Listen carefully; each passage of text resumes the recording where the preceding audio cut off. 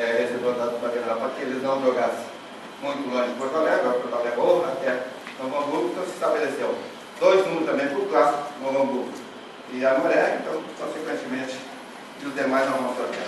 Só para quem não, esse é um jornalista que talvez não conheceu ele é o Lombardo do Silvio Santos, não aparece, mas ele tem, aparece a idade. Ele tem 45 anos de Federação Gaúcha de Futebol. Mais 60 anos. Para quem conhece o edifício da Federação, eu tenho uma foto dele colocando pedra, fazendo o fundamento dele. Por isso que eu vou fazer 60 agora, no dia 21 de novembro. Vamos lá então. Vamos lá então. Aquele critério de sons que jogaram 7 partidas. Bom também, esse foi bom.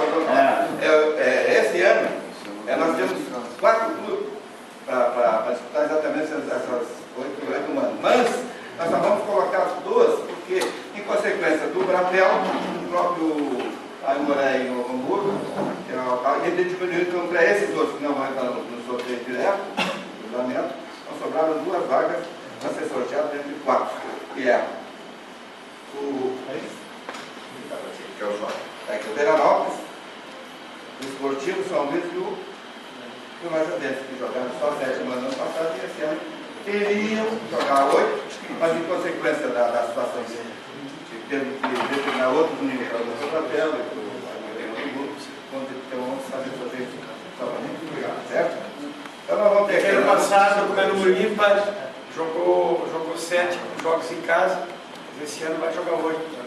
Vai começar também. Só que nós vamos ter só 2 concorrendo, aliás, 4 clubes concorrendo. Consequentemente, depois de 2 nós estamos no sorteio. Com o Passo Fundo que jogou 8 e obviamente vai jogar 7.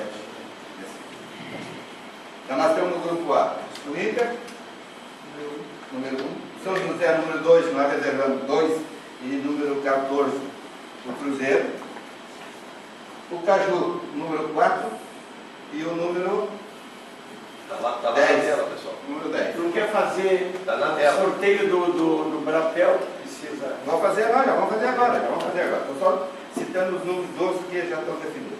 Nós também definimos o número 11.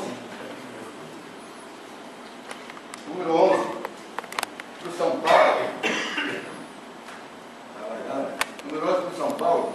Por quê? Porque há a rivalidade regional aqui em São Paulo, Pelotas e Brasil.